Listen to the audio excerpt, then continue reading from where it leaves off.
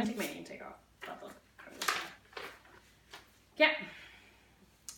Okay, so our workshop tonight is going to be on some selling tips. So the first selling tip I have for you is to make eye contact when you're talking through your presentation. So what that means is, let's say you're doing, like you're talking about your, what's this called? Away we go roller. Away we go roller. So let's say you're just finishing up your demo and you've just demoed the Away we go roller and you're going to drop a booking seed. So the booking seed was, ladies, when you host a party, you're allowed to buy the Away we go roller. So stop, like take that time to stop, look at some people's eyes, and nod and smile as you say it. So when you book a party, you can get the Away we go roller. And you will notice, except for the jerks in the background here that are snickering that you just heard, that people do generally, just because you pause, they're paying more attention and they often smile or nod back to you so that you know, oh, she heard it. And the person that nods back to you probably is like, okay. Like that might be a person who's going to play your game later and book a party. So take that time, make the eye contact and nod and smile, and you'll notice a big difference. Another one, like you can get this Benjamin's wallet for free or half price with the party. Okay, so that's another booking seed example. Or again, when you're asking like a question, like when I do my 30-second talk, I say, can I tell you ladies how I got into direct sales? Okay, we're gonna just do that, right? So take the time also when people arrive to introduce yourself, shake their hand, and look them in the eye. Like, you know, when you introduce yourself, like, hi, nice to meet you, I'm Jeanette, you are, oh, thanks for coming tonight. I do name tags at my parties, so it kind of just makes it more personal as the evening goes on. I can say Karen or Jessica, like I can say people's names as the evening goes on, which makes a big difference. And then I also feel more comfortable looking at them and saying their name, because sometimes your brain's like, what's their name again? And you've forgotten, so now you're like looking away instead of looking at them. So just giving them that name tag gives me an excuse to go and introduce myself and take the time to get to know them and maybe give them a compliment. Oh, I love your shirt, or I love your hair, thanks for coming tonight, or something like that will break the ice if you give them a compliment and go introduce yourself. It kind of breaks this like barrier. Like if you were sitting behind a desk talking to somebody, or you've come around and come in front of the desk, right? Like it kind of breaks that barrier when you go shake their hand. Okay. The other one, the second tip I have for you is called matching and mirroring. This will mostly apply when you're doing like a one-on-one, maybe order taking scenario. So what I mean by matching or mirroring on like kind of like the micro sense is, like, I talk fast. If I'm talking to somebody who's quite a bit of a slower talker or maybe quieter, I often will try to like slow it down, take my time a bit more, especially with the person that you've had that's like really like needs to really go slow. If you talk too fast, she's just like too overwhelmed. So I take my time to slow down and kind of match and mirror her pace and her tone. Another way that matching and mirroring happens in sales is if at first you're talking to somebody and maybe they have their legs crossed, and this isn't meant to sound like you're trying to manipulate them. This is just a way of kind of breaking that ice and kind of making them feel more comfortable with you. Because if you sit how somebody's sitting, their brain goes, oh, she's just like me. Like, she's comfortable, she's okay. We're like, you know, we're in the same pack. So you will see that, and then you'll see that maybe they've had their hands crossed, or maybe they're sitting with their hands on their lap. And as you start to connect with that person, and maybe you'll notice that you've changed your posture, they follow you, and you're like, then you'll be able to tell, oh, like, I think we're making a connection here. Like, we're connecting. That's the only way to say it, I guess. So in the more of the bigger sense, if you have a party where people are loud and crazy and outgoing, then as the consultant in the room doing the demo, if you're not kind of picking it up and making some jokes or kind of going along with the flow, you're getting lost and you're not gonna be able to control that crowd. And then on the flip side of that, if you're having like a quieter group and we're having tea and we're not having like beer or something, then you're gonna wanna, you wouldn't go into that room being this loud, boisterous person, right? You would go into that room and be a little bit more reserved and have your tea and maybe not tell some silly joke about your husband. You would change your tone of the party too. And that'll make them feel more comfortable with you as a consultant and comfortable with approaching you with whatever question they have, okay? So, and this goes for all, like you'll notice this for all, like there's lots of different types of groups. And that also should change how you're demoing your products. When you demo your products differently for a bunch of single girls versus a bunch of moms versus a bunch of even, let's say, farm ladies, that everybody's gonna use their products differently. So sometimes what it takes in our party to match and mirror that group, sometimes what we need to do when we're not familiar with maybe that custom, like when I go into a farming group, I don't know what you need. Mm-hmm. So I might ask you instead, hey, ladies, I'll give you tickets if you give me ideas of what you can use the product for. Does that make sense? So you get to know, they essentially tell you how to sell it to them. So that's how you match that group. You know what I'm saying? And that, maybe people are downsizing, retired people, okay? Okay, when you're making a big point, like you're wanting to do your 30-second story, I really do like doing my demo as much as I can to sit, but I find oftentimes now with 31, the crowds are large.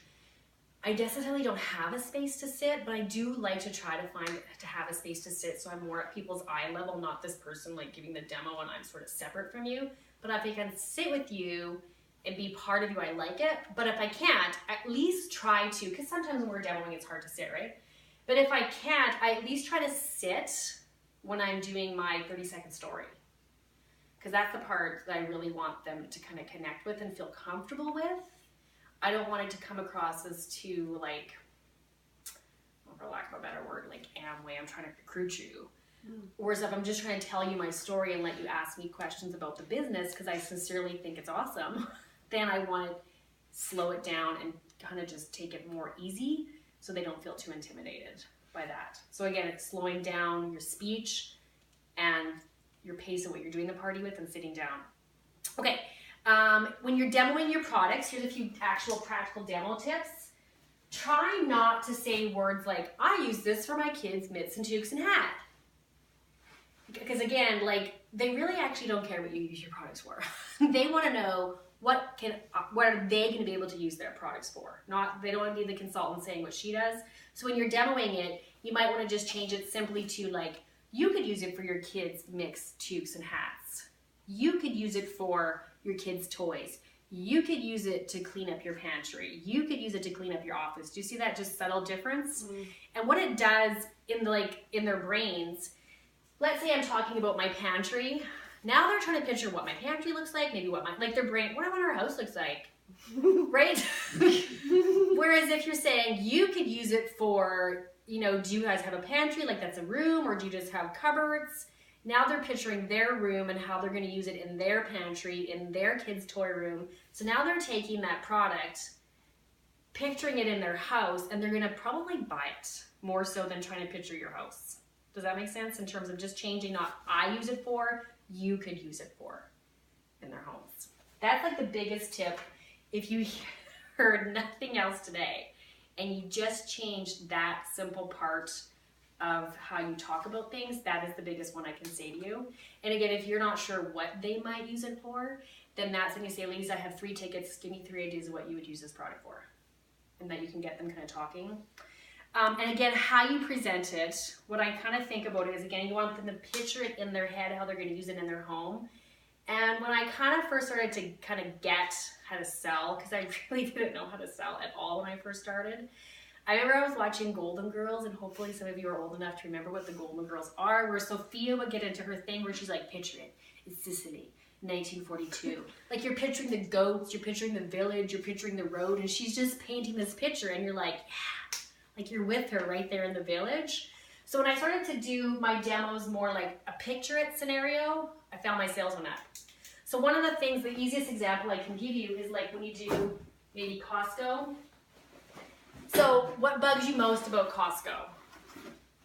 I know for me, when I used to get the boxes, I couldn't get them under the cart.